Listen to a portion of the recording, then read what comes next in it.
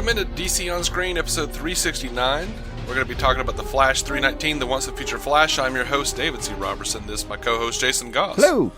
To recap, Barry travels to the future to find Savitar's identity. Instead, he finds a powerless Cisco, a caged Killer Frost, an emotionally abandoned Joe, a hopeful Julian, a comatose Wally, and a famed romantic novelist, HR.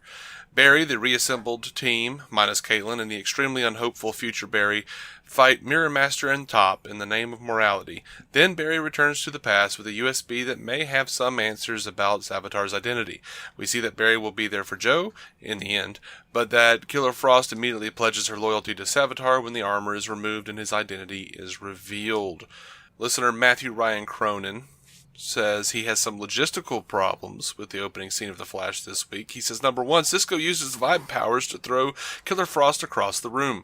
Why would his follow-up not be to open a portal to get them away from her, even if it's just a block down the street? And number two, Caitlin is not fast. How did she freeze the door over and leave in the 1.5 seconds it took Barry to phase through the ice and scan the building? I either missed a time lapse or Barry is a really shitty hide-and-seek player. Okay, my only two suggestions were maybe he can't do all of his things without his equipment. Cisco. Yeah, Cisco. And Killer Frost has that, like, vaporized thing. Mm-hmm. Maybe that's how she made it out of the building. Other than that, yeah, I got nothing. Good catches. I mean... She's just a cold live wire. Geo live wire. So, correct me if I'm wrong, or if you think I'm wrong. I think this is a return to form for the show. No, I really enjoyed it. By the way, directed by Tom Cavanaugh. Great job. Oh, I didn't even catch that. Dude, great job. Yeah. Oh my gosh. That was good stuff. Yeah, I'm very proud of him. So HR and Cisco singing Swing Low, Sweet Chariot. Maybe my favorite part of anything. I laughed so hard. Yeah, I know. And then, what did she say? Like, dummies, my hand still matches or something. It was just one of those stupid kind of like... my hand still accesses the door. I enjoyed this line from Mirror Master. Guess we get to kick his ass again just like we used to. And it seemed like it was both things were the case. Later on, I was like, I wonder if that means that current Barry is so fast that they can't kick his ass anymore. Probably. I mean... And then it was like, oh, well, he hasn't been around. No one's seen him. I was like, oh, okay. But then when future Barry shows up... Emo Barry? He totally does. Just like, yeah. And when Emo Barry shows up... Which, for whatever reason, when he's wearing that bright red suit... And there is like a scientific precedent for it. When guys wear red, their confidence boosts. He's wearing that bright red suit, and suddenly he's not like Emo Barry anymore. He's like Dude Bro Barry. Yeah. But like, I would hang out with him in the suit. I wouldn't hang out with him probably without the suit. It just no. Yeah. I would talk to the guy for like a couple minutes and think, oh, I need to find another place to be. Yeah. Now, we get a great flashback / flash forward to Killer Frost and Vibe fighting, and Frost took his freaking hands. God, that was brutal. And I think it was the same scene where we saw him fighting before. I think it was like the continuation of that scene. Yes, it is. It was, yeah. So, she won, and he's definitely not Vibe anymore. And, dude, great moment later where he's like, Cisco shakes Barry's hand, and he says, like, I'm going to do something about that. Like, when he's saying goodbye, I'm going to do something about that. You're too good of a superhero to not have your powers or something like that. Mm-hmm. That was heartbreaking. It was heartbreaking to watch him lose his powers, but the kind of bro scene and like, you're my BFF, you too kind of thing, that was also, that was just solid flashness, I'll call it. Yeah, it was good stuff. My biggest issue probably with the episode is Emo Barry. Even then, it's still, I don't know. I mean, I've gotten depressed and just stopped grooming myself before. Yeah. It's happened. I'm like, to be fair, I'm making fun of Emo Barry, but my hair was about that long about the time. So I really can't make fun of him too much. Yeah. He was like, oh, there's nothing for you here, Barry. I'm alright. And then, like, later he's like, okay, here's a thing that might help you. I'm like, dude, I'm not sure if I'm annoyed that you didn't bring this up earlier, or if I'm annoyed that you're changing the timeline again. That's my major problem with the episode, is that, like, it's okay to change the timeline by giving a piece of information that might change the timeline. Mm-hmm. That's a little weird, but I might be able to justify it. My biggest problem with the episode was, like, why bother fixing the future? You were doing, like, a pit stop. What? Well, the same reason the Legends fixed the future when they went to Star City. Like, and it was still weird. If they can't fix the future, at least that could help it a little. That's just not... It's sort of a just-in-case measure. It's like, I might not be able to change the timeline, but if I can't change the timeline, at least I could have helped them out for a minute. I mean, I guess, but... Yeah. In Legends, it makes a little more sense because they're really going all over the place. But in The Flash, he literally just went to the future to get a little help to fix the past. Mm. That doesn't make any sense. He should come right back, and he does. And like Wally asks him, like, "Did you go back? Or did it work?" You know, like he comes right back to that second. Mm-hmm. He didn't have to do any of that. Yeah. I mean, it was still an entertaining episode, but it doesn't make a lot of sense in some ways. In some ways. But then again, I think it would be hard to go to the future and see everything you loved in ruins and not try to help it, not knowing whether or not you could actually help change it. You know what I mean? Yeah. No, I agree. I mean, that's I think the part that. Yeah, you're probably right. I probably would have been more annoyed with Barry if he didn't want to help his friends. Like, Cisco's saying, like, I tried to reform the team, but I couldn't, and all that stuff. Like, you're probably right. Like, if Barry was the kind of person who could just abandon those people, I probably would have been more annoyed. Mm-hmm. So, yeah, I agree. I abandoned my previous point. I'm comfortable doing that when the time is right. All right, so... kind of a haunting episode. Hated seeing Joe the way he was. Hated seeing Wally. What happened to him? Yeah. Joe and Wally both did a good job. Dude. I mean, Wally didn't even have to do a good job. He was just sitting there, staring into nothing. I know, but like sitting there staring into nothing. I have ADD, man. That would be hard for me. Yeah. That would be really rough. My favorite feature was HR's. Yeah, the romance novelist. Yeah. Yeah. And the failed threesome. We should threesome. Do something. Someone else. Oh, and his desperate search for his drumsticks. Pulling it under the door at the last second. That was good stuff. I liked it. I did. I've gotten to touch those drumsticks. I was a little weirded out that Future Flash was taller. It was weird. And that he had his voice was a little deeper. But that made sense. Legends, that sounded like the Legends voice. A little closer to Savitar's voice. No. I think right now they're hinting at, and by the way, the next episode, Barry confronts him.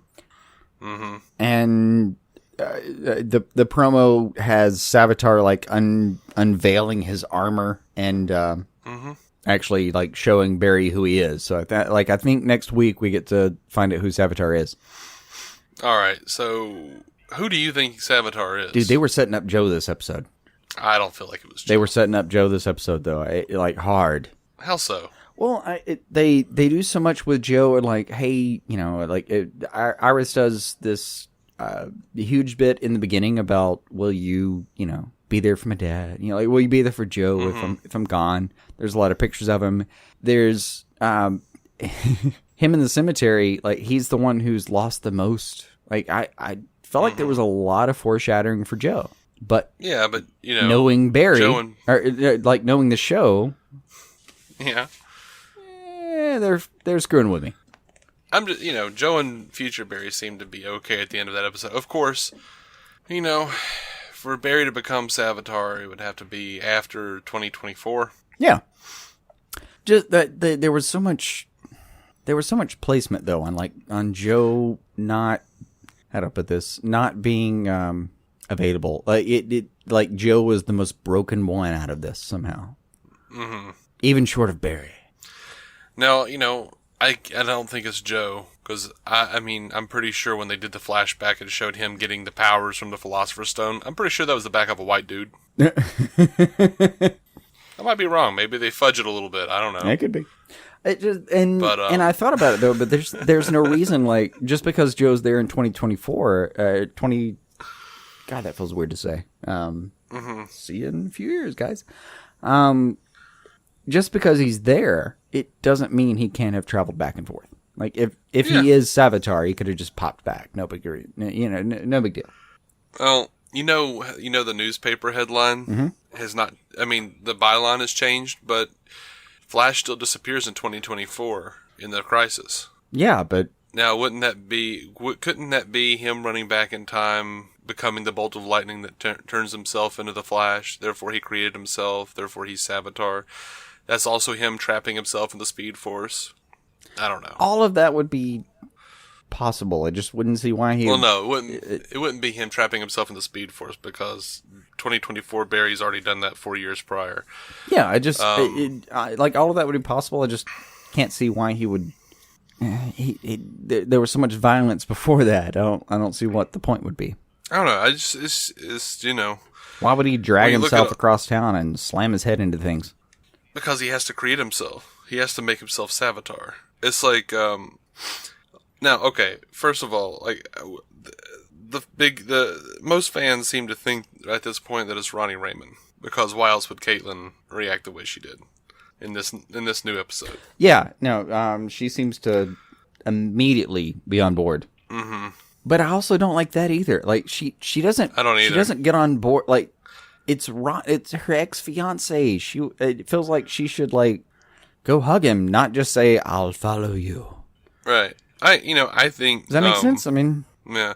I think the overwhelming... And this may be the reason it's not it. I feel like they are overwhelmingly setting up Barry to be Savitar. Maybe. Like, the first time Savitar spoke through Julian, he said, "I am the future Flash." It does not sound like that there's a pause between future and Flash. You didn't hear a comma? I didn't hear a comma. And the second time he said it, the second time they plugged him up, he said it. He also said, "Iris, I'm sorry you have to die, but it's you or me. If she lives, Savitar doesn't exist because Barry never goes that dark." In the second time, he goes to unplug Julian, and Julian says, as Savitar says, "You'll never get over this, Barry. Trust me." When Jesse finds him with his body part, Savitar said, "Jesse, quick, I knew you would come for me. I know everything that happens. I've already lived it. Not I'm from the future and I've seen it, or I already know what history is going on. I have lived it. I have such plans for you in the future." Yeah, it definitely leans to, like, a character that we already know being the reveal next week. And it does look like it's next week. Well, I mean, him saying "I'm the future Flash," that either tells me it's Wally or Barry, and I don't think it's Wally, because only Wally... Like, why would Wally paralyze himself and then, like, he wouldn't be that... maybe I guess he would be shocked if it was himself, but I go back to that. I'm pretty sure that was a white dude in the flashback. I don't know, man. I don't know. It's rough. You know what I love about this show, though, is this same thing we've been doing for 2 years. I know, and I kind of hate that about this time of year. We're sitting here going, "What is going on?" Well, they certainly made Savitar look like a little bit, not really, but a little bit like future Barry in the New 52 in the Out of Time storyline. Yeah, where Barry comes back to kill his younger self to seal the Speed Force because Barry's been screwing up the timeline, and that's been a heavy theme in this season, is Barry screwing up the timeline. Oh yeah. I think there's a lot of evidence for Barry being Savitar. I think there is. I just I think the show was presenting us the idea that it might be Joe, which means I don't think it's probably going to be Joe. Yeah. Like, I think they were trying to kind of subtly sell me that, which means I don't think it's going to happen. The only thing I can think of other than Barry is that he wants them to think it's Barry, and it's really HR with the face changer. Yeah. That face changer is Chekhov's gun, man. It has to come back into play. And they have ignored it for far too long for me to feel comfortable I mean, it could just be a thing that showed up so that they could kind of explain what happened and move on, but maybe it's a little Chekhov's gunny. It's a little second act, yeah. Anyway, so the promo for next week. Yeah, I know who you are. Everything with you is about time, isn't it? The past, the present, the future. Yeah. Barry talks of Savitar knowing their strengths, their fears, how much they love each other. Killer Frost says this is all history to him. Barry says, I know who you are. Just feels like it's got to be somebody that's part of the team, you know? Savitar says it's about time. It is about time. Yeah. Barry from the future. God, really looking forward to next week, man. Like it's going to be a good episode.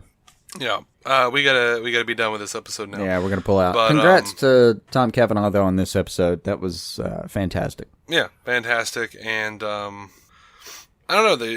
This has not been my favorite season of The Flash, and this season of The Flash has not been my favorite show of the season. But it's still up there, man. And this was a return to form, like I said. And I'm happy Tom was the one that pulled it out for me. And because I just love Tom Cavanaugh anyway. Yeah, and it's just been like the last 6 or so episodes. Since Gorillas, that's pretty much where it had good moments, but it kind of got off course as far as like a season arc goes. By the way, did you see what HR's novel was called? Oh no, I forgot what. The Streak versus Reflecto.